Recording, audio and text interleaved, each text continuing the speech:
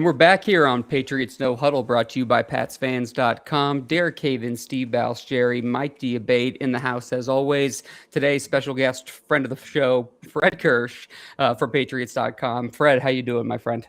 Doing great. How you guys doing? Doing good. Doing good. We're doing quite well, and we're glad to have you. Sure. Well, thanks for having me. Yeah.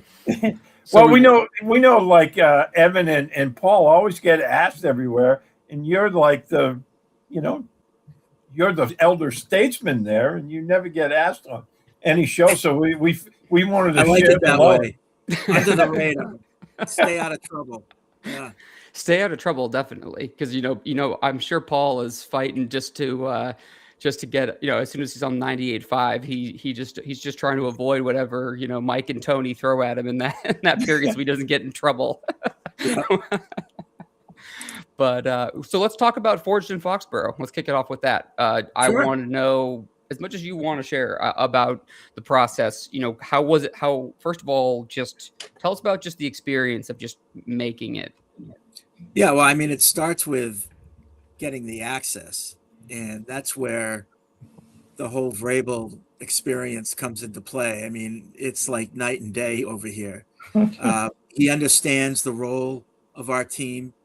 I mean, he literally tells the players, "Hey, get to know these people. They're here to help you. They're here to support you, and not just us, but like everybody in the building." And so it starts there. Like if we didn't have the access, we wouldn't have, there wouldn't be anything to do. So that's what makes it great. And then, a couple of years ago, we made the decision that we want to start doing this type of stuff even before Vrabel got here. And so we started building up our video team, and we started hiring people. So we've got a bunch of talented young people, video editors and producers that work on this all the time, aside from other stuff that we're doing, the daily stuff, helping other departments in craft sports do video for them. So we're not just doing Forge and Foxborough, but that's a big part of what they're doing. Yeah, I mean, it was a tremendous project. I mean, it was so cool to see. It was just announced that the Patriots are actually going to be on Hard Knocks in 2027 too. Yeah. So when did I don't want to cut off the guys too much because I know they want to ask questions, and I want to let you run with Forge and Foxborough. But when did you guys find out about that? And did that affect anything? Last night. Oh, okay. Yeah, found out about it last night. And so I think it's the first time ever that they've announced a year in advance what team's going to be on it. So I don't know why they did that, but gives us a chance to plan because we're going to do another season of Forge and Foxborough this year for 2026, and planning on doing it for 2027. So how does that merge? How does that mesh with what Films is going to do? So I assume we'll have time to talk with them beforehand and see what they're planning to do, how we can fit in, what we share, how we collaborate.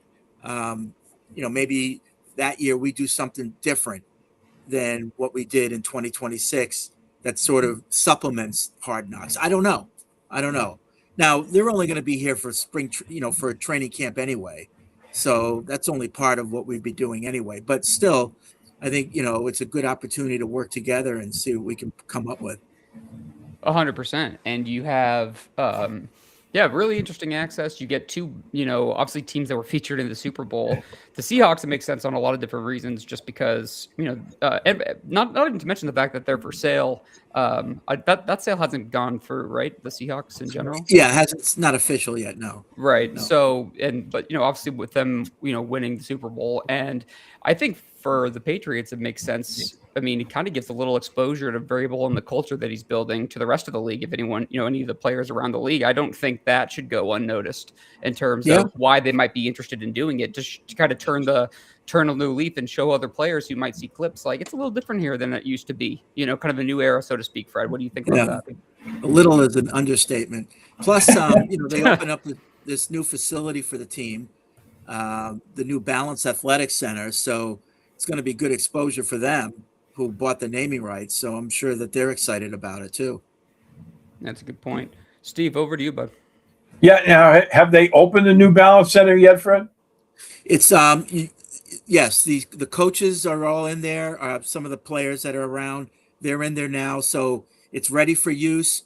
It doesn't look pretty yet, like they haven't put up like all the logos and the artwork, Mhm. and so they're still fine tuning a lot of stuff. But they've occupied the building, and they've moved out of here, and they're in that new building. Yeah. Now, when I heard the news last night that the Patriots are going to be on Hard Knocks, I like Derek. I wondered the same thing. Right? Is this going to affect the Forged in Foxborough? I wonder, like, if you guys could pivot a little bit during training camp, like when they have a joint practice, maybe get the other team a little bit more involved in the Yeah. video part. Yeah, I mean, I was even thinking, what goes on behind the scenes with Hard Knocks? Like during the summer, we could be filming Hard Knocks, Right. their crew, and doing behind the scenes of them. So we could do like supplemental video to what they're doing. That's But interesting. yeah, that I think that's awesome. But just to reiterate what everyone has been saying all along, I mean, this is such a worthy project. I mean, hats off to you guys. I mean, when I watched the very first episode, I was thinking to myself, this looks like something Steve Sabol did, right? Oh, geez, that's high praise. Thank you And, so well, much. I mean, that's the truth right there. I was so happy when I saw that. And as you said, the access is everything. And, getting Rabel on board with this is huge for you guys. So Yeah. this coming year, I know you said you're getting ready to start. Are you going to throw some more curves in there about what Well, I we think, might yeah, I mean, see? yeah, we'll cover the main events, like we've done, the combine and the draft, obviously, and train, all we call them the tent pole events. But I think this year, what we're going to try to do a little different or more of is, Rabel talks a lot about knowing his players as people. Mm. They're football players, but they're also people. And he wants to make sure that he has good people. So we're going to try to focus on as many of the people as we can. Like, who are these guys, like off the field? Mm. And so, we're calling them off ramps. So, like during the combine, we might take an off ramp into a player, off the field, or during the draft, Mhm. take an off ramp to that, or existing players, somebody that might be doing something interesting, off the field, whether Like or not it's charitable related work to or football, but just like let our fans get to know these people, these players as people. Mike?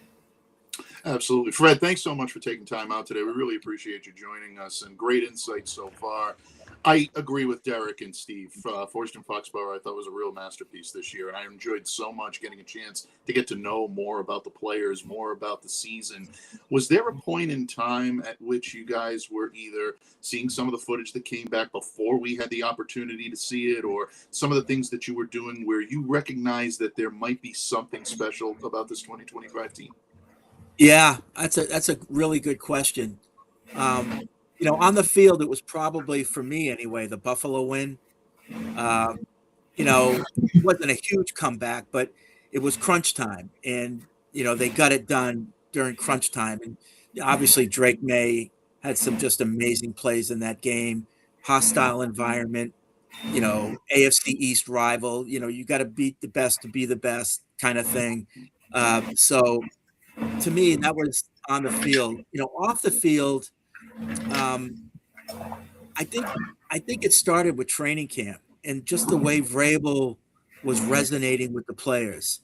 Because we were allowed to be in like most of the team meetings, and obviously we were allowed to be at practice even when the media wasn't there, and just how he was interacting with the players, how he like knew every guy, like what their situation was, not just on the roster, but off the field. And it was authentic. It was genuine. It wasn't, just for show. So you could tell that he had their ear, and that was the first step, and then when they lost in Pittsburgh, it was eat this ass all together. You know, we're going to sit down as a family and we're going to eat this, but we're not going anywhere. And you could see guys nodding, and we show that in Forged. I think it was one of the first scenes. Guys are nodding, and then you start winning, and then obviously things start to fall in place. And then people are like, okay, now this is paying off. Listening to him, doing what he says, there's a payoff to it, and so the winning takes care of the rest. But it was pretty early on, I would say, in training camp, the way guys were listening to him and the way he was connecting with them, it was different. It was different. Yeah, and I think you guys did such a great job of progressing that along from a fan standpoint and from a viewer standpoint. You can see the confidence building in each episode, and a lot of that is by design in the locker room, in the meeting room, where Vrabel and the guys are gaining confidence each and every week. But the way that you guys produced that and then put that onto film and really kind of captured, I think, what happened throughout the season was truly remarkable. So that's awesome to hear. That's great stuff. Yeah, when you think about it, like, I remember years ago, we go back to the great teams of the Patriots and talking to Dante Scarnecchia and asking him, when did you know that this team was going to be good? And he said when they started self-policing themselves, when the locker room started policing itself. And, I remember that. And fast forward to this season, we have a lot of established leaders going into the season. But I think Vrabel set the tone, and a lot of guys like Stephon Diggs and Milton Williams, who just came with the team, followed suit. Vrabel's example, and they became the new leaders of the team, and I include Drake May in that. Absolutely.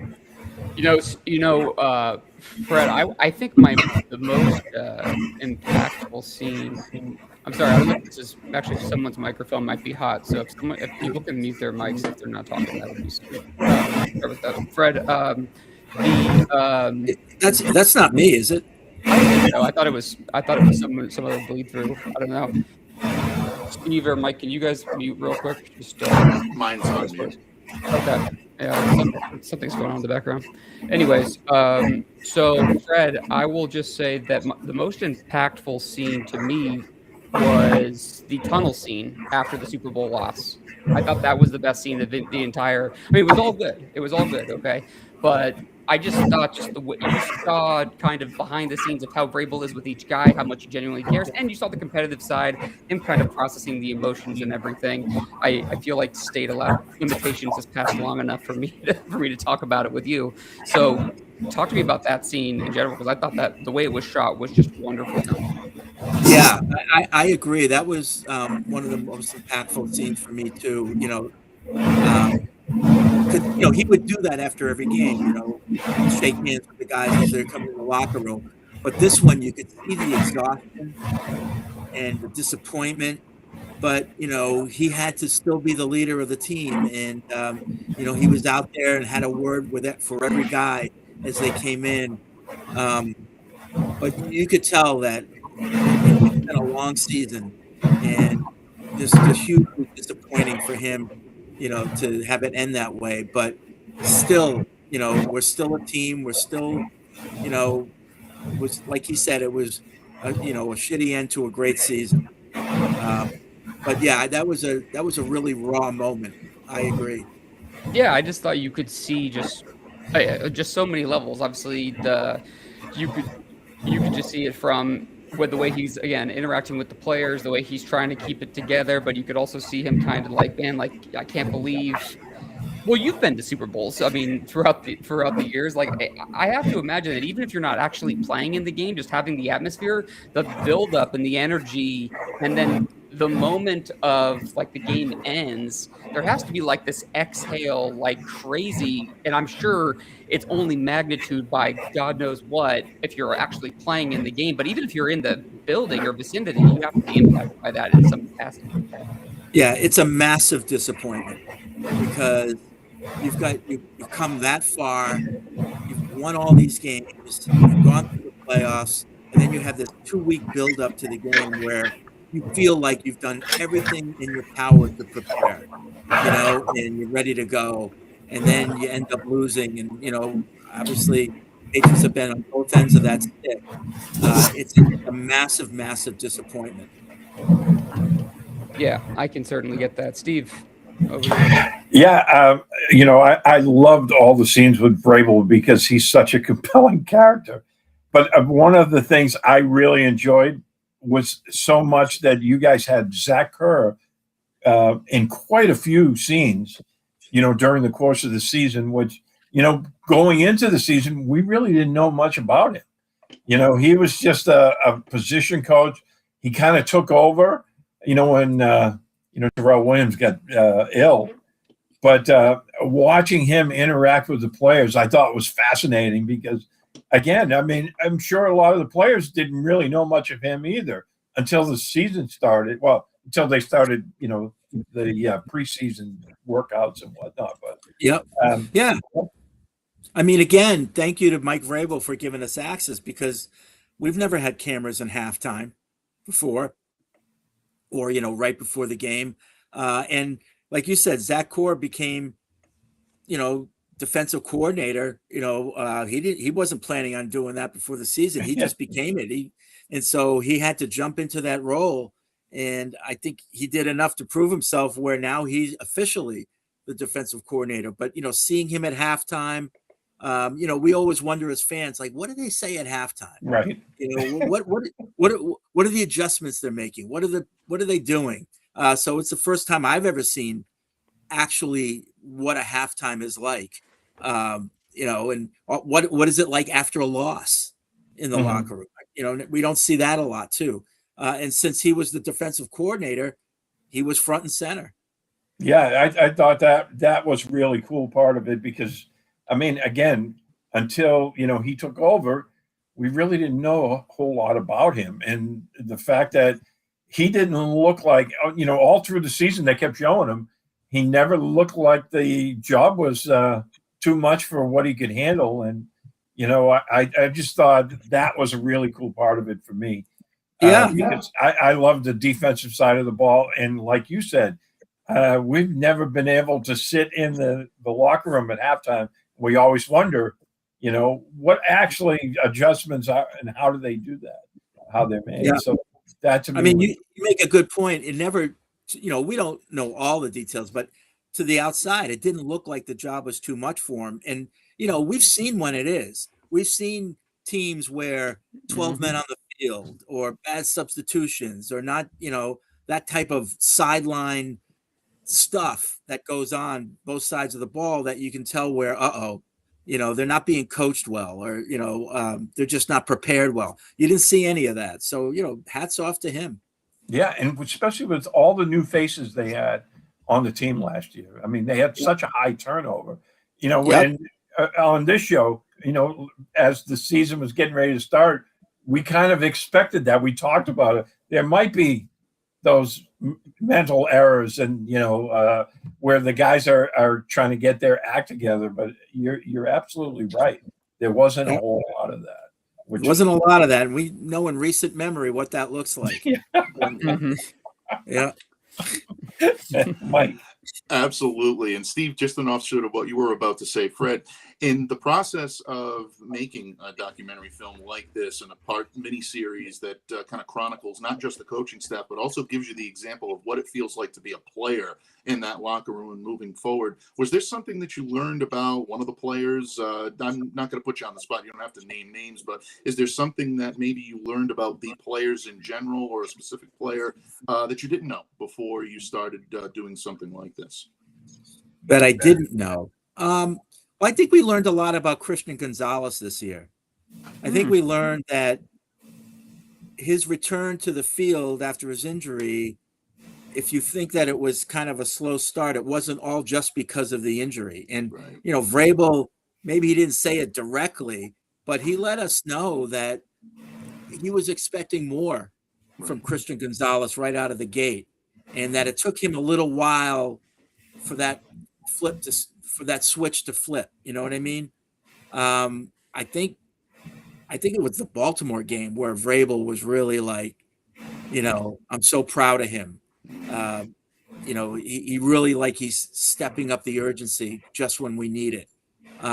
So I think, Gonzalez is maybe that type of player that just needed a little bit of extra motivation. And who knows? It looks like it's going to pay off for him, right? Yeah. Absolutely. In a pretty big way, it looks like. So, Yeah. Derek, go ahead, man. And one other guy, I'm really high on Booty. I think that, the volume wasn't huge, but look at the number of explosive plays that he made and the huge catches that he made. And you don't really remember him dropping the ball ever, right? Every time the ball got near him, he just made an amazing catch. So I really hope that, he stays with the team. And I like his upside. The impact of the plays that he's made. So I'm hoping for big things for him for 26. Yeah, I really enjoyed the way they kind of. I'm sorry, Derek, I didn't mean to interrupt. But when you mentioned Booty, it definitely struck a nerve because I really appreciated what he went through, especially after reading what he wrote this year for the Players Tribune. And he kind of opened up and poured his heart out about his experiences and his struggles and taking responsibility and knowing that he wants to move forward. To get a chance to see him make that journey for something like a Fortune in Foxborough, I think really gave fans an opportunity to connect with him. So, yeah, I appreciate you mentioning him because that's a good job. Yeah, and that's a great point. I remember reading that and saying, wow, this kid's grown up. Yeah. Because that was the thing. He could have been a first-round draft pick if it weren't for some of the stuff that went on at LSU and before that. He was a little immature. Obviously, he came out, had a gambling problem. And so all those things were affecting him. And so we learned that he might have gotten over all of that last year, and you could see the results on the field. Right. Yeah, I mean, he's thought of pretty high. He's spoken about pretty highly. It seems like sometimes things. I mean, everyone has their stuff, right? But it just seemed like something kind of clicked. I mean, that seems like it's kind of dangerous to talk about it for me because I don't know him or know all the behind the scenes stuff either. But yeah, no, I think that's something good to point out, Fred. But I guess in the same receiver vein, just away from Forge and Foxborough, what's your take? As I know that people listen to Patriots Unfiltered and they hear your take sometime, but I mean, what's your take as of last day in March on the AJ Brown situation? We don't have to go too much into it because I think everyone's kind of fatigued about the situation. But just briefly, where do you kind of stand on the receiver room in general? I would be willing to give up the 31st pick for him and maybe a third, definitely a fourth, but not much more than that, But, I don't know if any other team's offering a first round pick. And supposedly he only wants to go to 3 other teams. So if we end up with him, great. Because, I like the pickup of Romeo Doubs. I think that's a good pickup. I'm not sure he's as skilled a route runner as Diggs, but I think because of his youth, his age, he's a lot younger than Diggs. You might be able to match the production you got out of Diggs. So maybe that's a wash there. But even with Diggs, if Diggs was here, I still think you need a number 1 receiver. So if they don't get Brown, do you have to draft another receiver with that 31st pick? You might have to, or do something because I think they still need that number 1 guy, and I don't think they've got it right now. I think if you're talking about, I feel like Paul and I feel like Paul and you've talked about this enough on the show over the years where to me, it's you need a guy above Dobbs to properly align the depth chart in my mind, and I'd like to see kind of that true number 1, whatever that looks like, above Dobbs and maybe more traditional, slot kind of guy, depending on, and I only say that too, because I honestly don't know what the team's future is with Pop Douglas, for example. So it's could you add a slot kind of guy, whatever mold that looks like? Because that could be in the shape of a pass catching tight end, one of those power slot guys they talk about all the time. But either here nor there, I do think it'll be interesting to see what they target because you could look at it and say, we're interested. We'd add him for our price and we feel like it's a fair price, but are we really going to overextend ourselves, especially because there's all the whole talk about draft picks next year. I know there's always so much talk about the draft class next year being better than the current one. It's every year, but next year does seem to be a pretty high amount of talent coming out, and there's a lot of receivers supposedly. So maybe you just say, maybe Elliott and Vrabel put themselves in a situation they feel comfortable, even though they'll be a little shorthanded in the room now, and they know they need to get better. They know they're not going to be bullied into overspending for Brown, where they might be able to acquire talent, even if it just takes an extra year of time, which I know not everyone wants to hear that, but I think they're focusing on the long-term building process. Would you agree with that? It's pretty obvious that Vrabel has a certain vision of what he wants the offense to be, and obviously he's going to work closely with Josh on that. But bringing in Gilliam, bringing in Julian Hill, tight end, Gilliam as a fullback, and then just what Vrabel said at the combine at the owners meeting this morning about, give me as many tight ends as he can get. I think he wants to. His idea of the offense is to be as balanced as possible to keep the defense guessing. To always have an option to run or pass on any play and have players out there that can do both. He wants to be more consistent in the running game for sure. He thinks that, it's great to have those explosive plays from Henderson, but that kind of skews the stats a little bit. So, he looks beyond that and knows that, they weren't consistent enough in the running game. When the other team knows you're going to run, being able to run anyway. And obviously there's a lot of factors in that, the offensive line and all that. But I think he's trying to build a team that can keep defenses on their heels. So when we're running well and they bring it in, there goes Booty down the sideline and Drake May goes deep, so hit them where they ain't type of thing. And to do that, you have to be varied on offense. And I think that's the kind of influence I think he's having on Josh and telling Josh the kind of offense that he wants to see on the field in 26. No, I think that's a really good point. Steve, over to you. Yeah, just your opinion, Fred. I mean, we talked about Brown, and everything seems to be pointing in the direction that they're going to try to make a deal. But if they do actually do that, right, and you're sitting at number 31, because they might make that deal with, a 27 draft pick. Right? So if you're sitting at 31 and Brown's coming in, do you go for that right tackle, even though you might not need him this year, or do you think they go after an edge rusher in this? Well, yeah, I think if you're talking to Mike Dussault, he will definitely tell you they should go after edge. I think he published his mock draft the other day, and I think he had Zion Young, Missouri, as his guy that he would pick. I mean, edge is definitely a need. You lost Chason, you brought in a couple players, but you don't know if they're going to be as good as Chason. So I might go after edge. But Vrabel also said today, you don't want to be drafting for need. You don't want to be in that position. Yeah. So they're going to draft, I think, the best player on the board who's not a quarterback. But it is an edge-heavy draft, so chances are there's going to be a good edge player available. Yeah, there's some good ones there.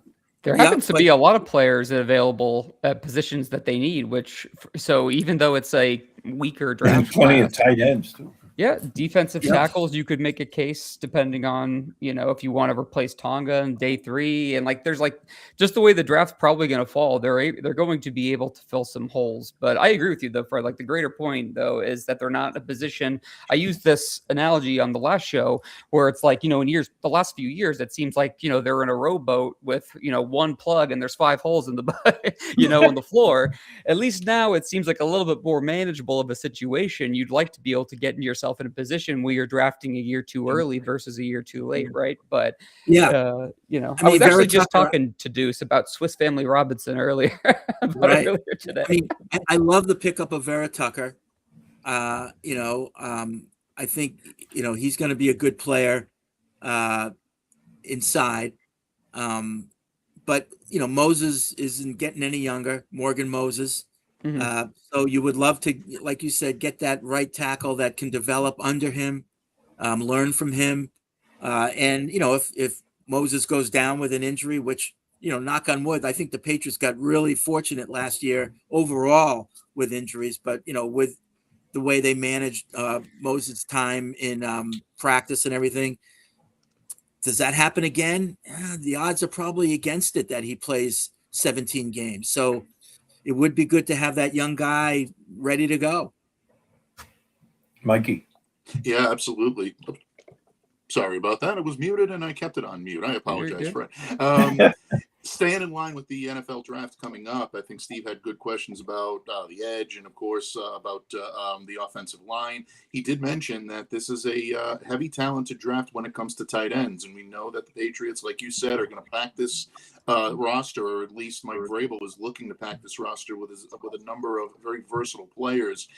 Bringing in Julian Hill, I think, is a good sign that this team definitely is serious about shoring up its run blocking and making sure that that is a prominent upgrade that they make this year. But there's a lot of talented pass catchers at the tight end position that the Patriots could target to essentially be the heir apparent to Hunter Henry. Are there any that are catching your eye at this point? And I am asking that question. I gotta be honest. I haven't really dove into the draft that much. I'm just leaning on Evan and Mike Dussault right now. So I haven't really got into my R lads and my, Dane Brugler stuff yet. Well, I wouldn't recommend checking out PFF. Yeah, right. Yeah, you might get a 404 notice on your website for that. That's too bad. I know. You just hate seeing people lose jobs like that. Yeah, it's tough. It's a tough landscape right now for jobs. It's getting a little tougher. So I'm so sorry about this, Fred, to interject. And Mike, I'm sorry, but we're in the same vein. I was just making a joke, but I actually, since you're here, if you don't mind, honestly, it's kind of a weird situation. I was, about the PFF situation, because they essentially got rid of all the guys that created like this system, and it feels like they just got rid of the media side altogether, and they're just basically like, okay, well, now we're just going to let AI basically take these numbers in the system that's created and sell it off, and it's just going to be numbers based for the teams again. Chris Collinsworth got his paycheck, and then everyone else is just going to be fighting for jobs. Yeah. I guess Teamworks is the company that bought them, or something whatever. Like that. Yeah. So they're going to be focused. There's no consumer side anymore. And I think they'll still be servicing teams or scouts on the other end. But, in terms of, fans getting access to all this stuff, I don't know what's going to happen with that. All we know is that a lot of people lost their jobs. Yeah. Sorry to interrupt. I was just curious about your take on that, because it is kind of interesting. You've been around the block a few times, with in this world. So I figured no one better to ask from you. But it was interesting because, like, a lot of their draft guys too, especially when you're 3 weeks away from the draft. I mean, you would think, if anything, it would be after that. But I guess in this business, there's no guarantees. Probably the hay's in the barn. Yeah. Yeah, exactly. Mike, back to you, bud. I'm sorry.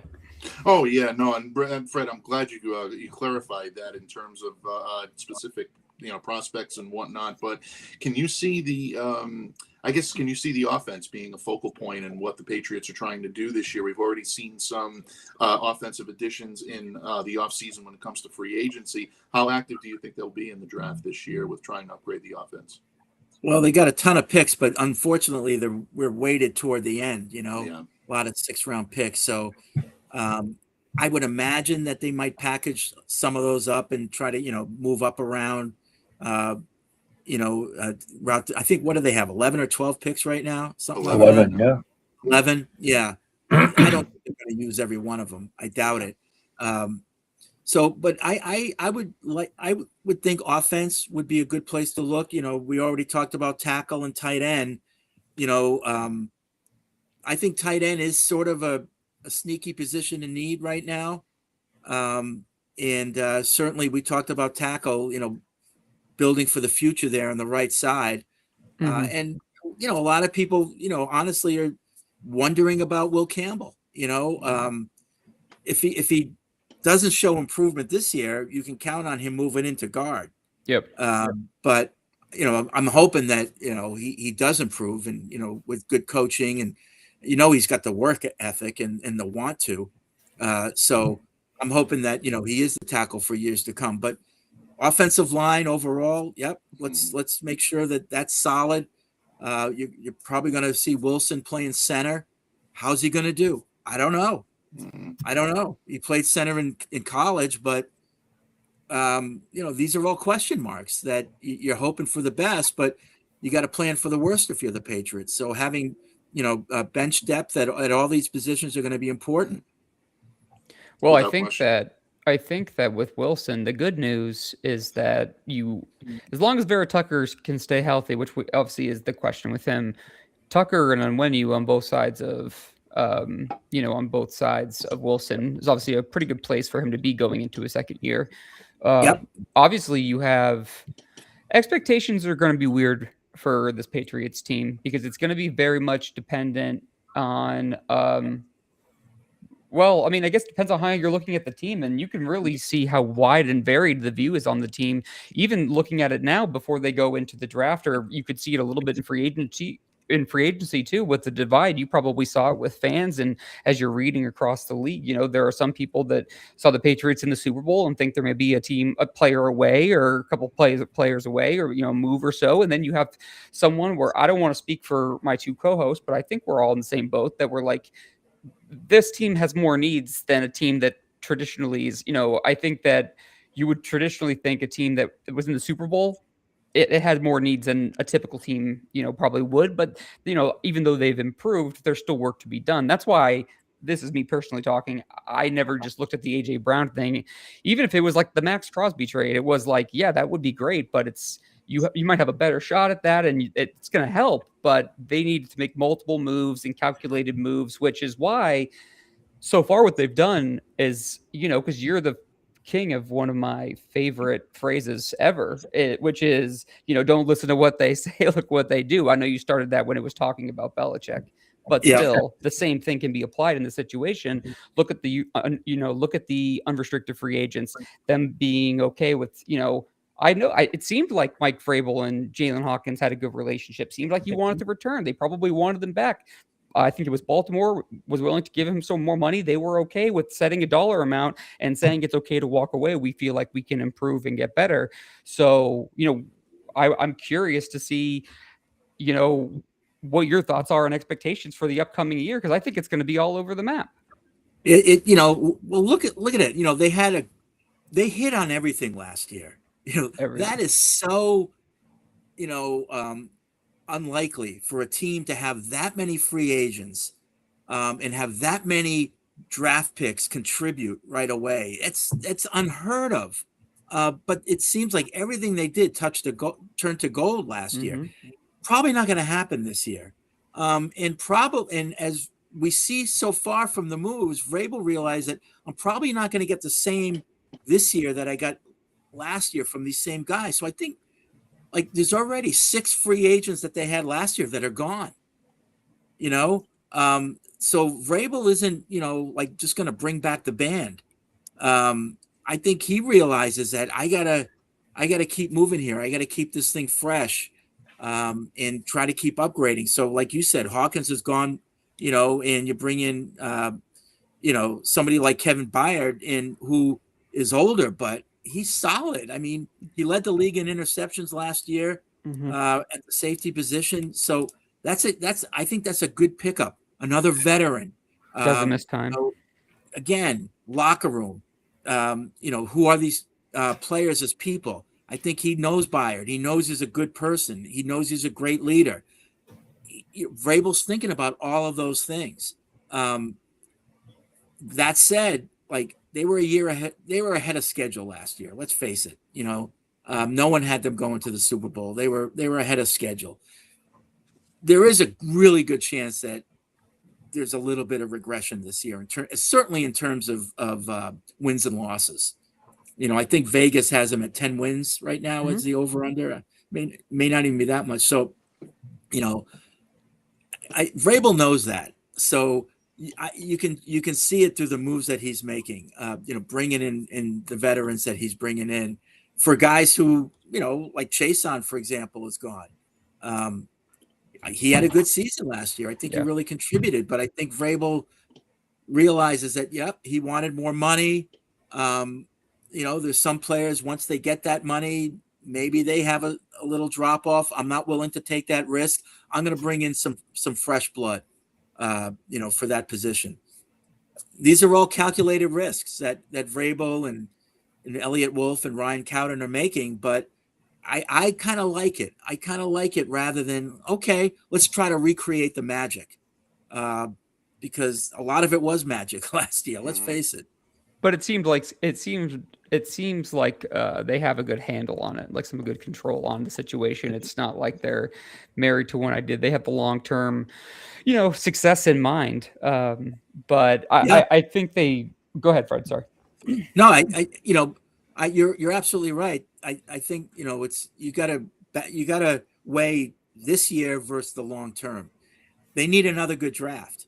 Like, I don't know if they're going to hit it out of the park like they did last year, but they need 3 or 4 contributors from this draft.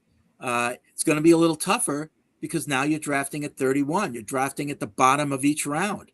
We're back to where we were during the dynasty years where, you're drafting low every year. And you don't have the established team that you had back then. So it's going to be a little tougher to build now. We'll see what this scouting staff and coaching staff is made of. But I like what they've done so far.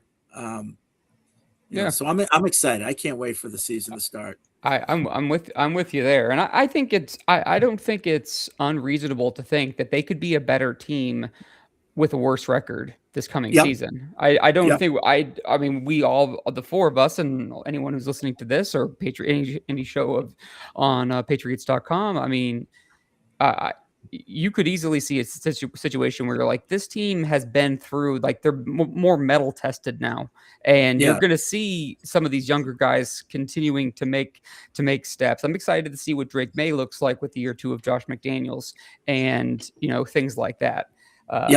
But time will tell those things. So I mean, we've gone like 45 minutes. We haven't even talked about Drake May. Well, that was kind of where I was going to ask, and it was going to be one of my last questions. So tell me, give me your thoughts on Drake May. Let's go.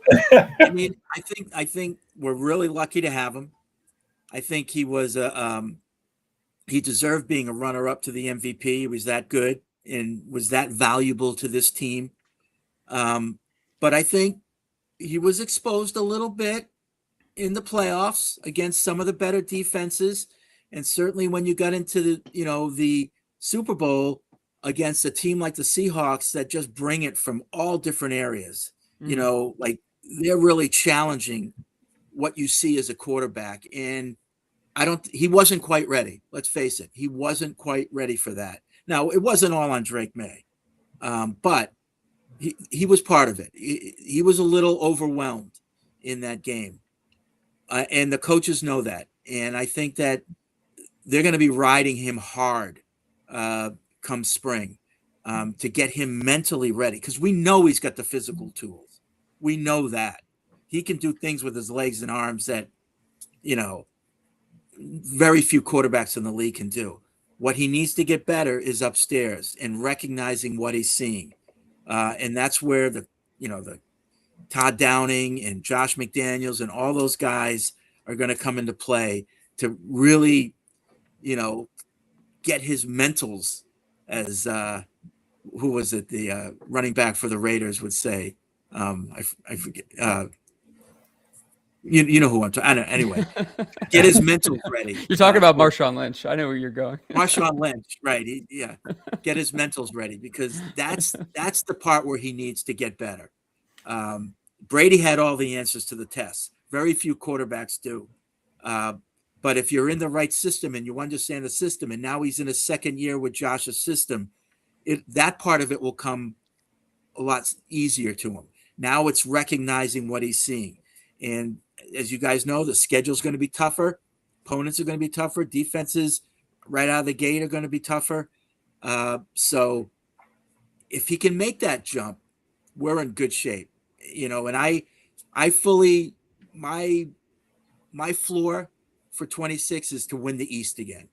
That's that's what I want to do. If we win the East, get into the playoffs, I'll consider it a success. We're okay. Now we're a second year playoff team, because that's what you want to do. You want to be competing for the playoffs every year. And obviously it's always good to beat the Bills. So that's my floor that I want to see happen this year is win the East. Yeah, I think that would be a good place to start. And they certainly are in good position to.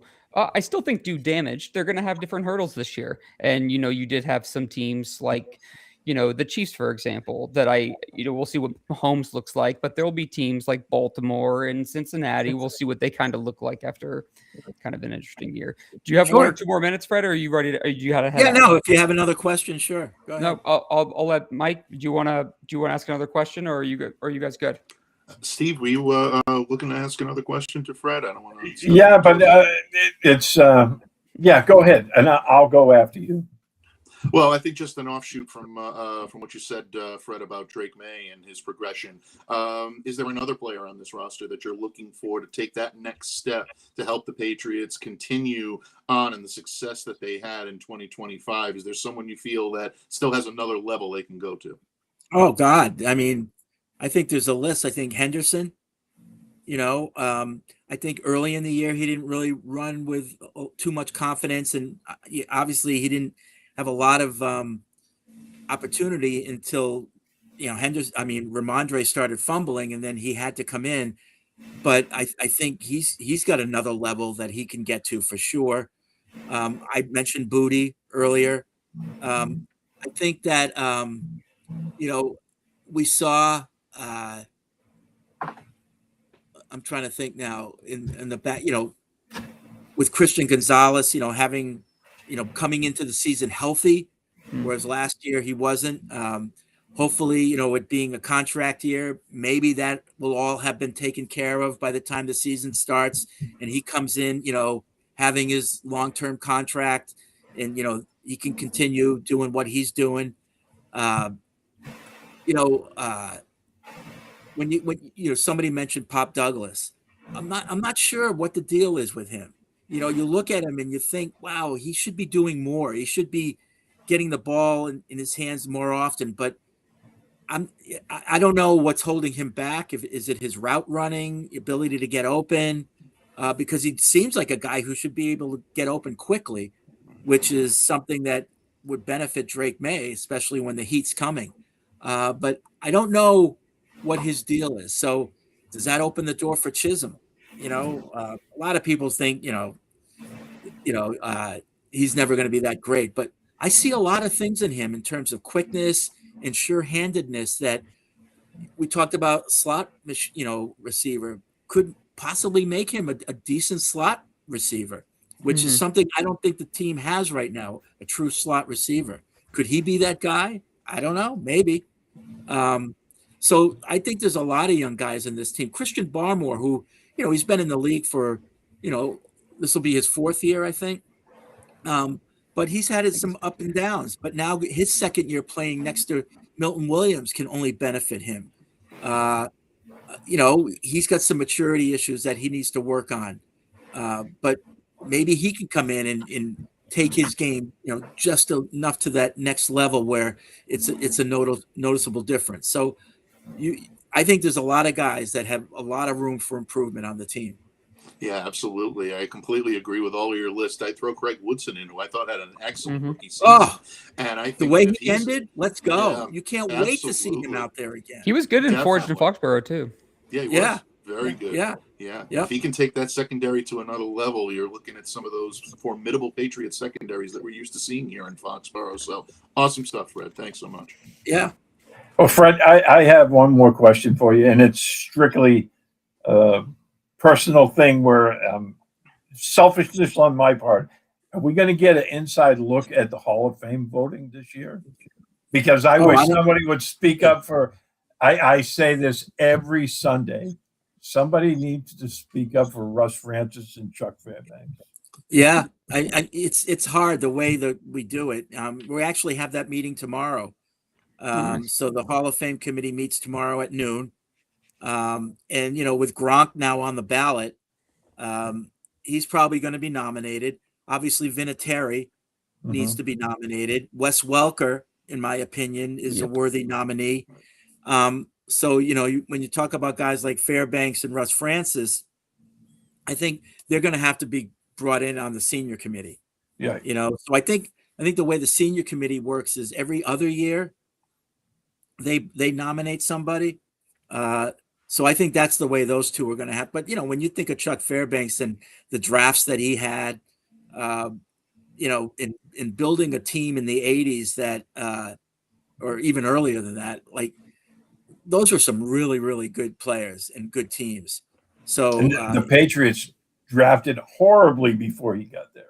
that's right. So, Chuck Fairbanks, and obviously Russ Francis was all-world tight end before there were all-world tight ends. He was the guy before Ben Coates and Rob Gronkowski that could block and catch and get yards after catch.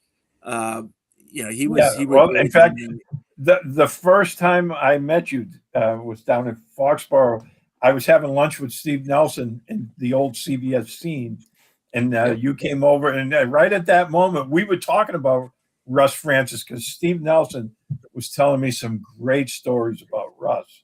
Oh, he was a nut. He was a nut. Did he tell you the one about the helicopter? Yeah. Yeah. Yeah. Fill in our listeners on this one. This is an awesome story. Yeah. So Russ had his helicopter license. So he would, fly his helicopter over Foxborough Stadium. And I forget which team was coming into town, but it had just snowed. So there was snow all over the field. And it was, I don't know, the day before the game or something like that, or Friday before the game. And Russ Francis is flying over the stadium and he notices all this snow on the field. So he comes down low and with his propellers blows all the snow off the field. Well, Patrick Sullivan, who was, the son of the owner, comes running out. Say, what are you doing? Stop. He wanted the snow to stay on the field because the team that was coming in was from the West Coast, and he wanted them to come into the stadium and see all the snow everywhere. And he had thrown all the snow off the field. So That's awesome. Tremendous. Well, Fred, thank you so much for coming on today. I know everyone listening, appreciates your time. And, I feel like I've known you guys now for almost, I don't know. I started listening to Patriots Football Weekly back in 2009. After the Ravens, after it was the Ray Rice, when he took it right to the house, first playoff game. Yeah. 2009. Yep. Just a fitting playoff game. The Ray Rice game. Yep. Yeah, fitting playoff ending for that season. What a frustrating season, but Still missed the newspaper, by the way. Yeah, I miss doing it. It was fun to be on the deadline like that and picking photos and headlines and all that. I miss that. Yeah. Yeah, I have the big poster board that you guys sold of all the PFW covers from the titles. As the big one, I have that rolled up in my closet still. I just don't have a place to put it. That'll be for my next office. So I gotta. Well, this is the 25th. It's going to be the 25th anniversary of the 2001 Super Bowl. So we're thinking about coming up with a poster of all the covers from that year. Yeah. From the wow. 2001 season. Yeah. That'd be cool. That's a really cool idea. Well, thanks for sharing that here with us and on the show. But thank you so much for your time. Obviously, anyone listening can check out Patriots.com. All the friends that have been on, always great content. Fred, seriously, congratulations on such terrific. Forged at Foxborough, but obviously, the season, everything you guys are doing, over Craft Sports Productions, and just taking the time out to talk to us today. We appreciate it so much. My pleasure, guys. You guys are the lifeblood of the team. Thank you very much. Serious. Yeah, absolutely. Well, we appreciate your time, man. It was a lot of fun. So okay. Talk to you later, guys. Let's do it again. All right. All right, take care, Fred. All right, we want to Fred. thank everyone for listening to this episode of Patriots No Huddle, brought to you by PatsFans.com. For Derek Haven, Steve Balsherry, And Mike Diabate. Sorry, Mike. We will talk to you guys next week on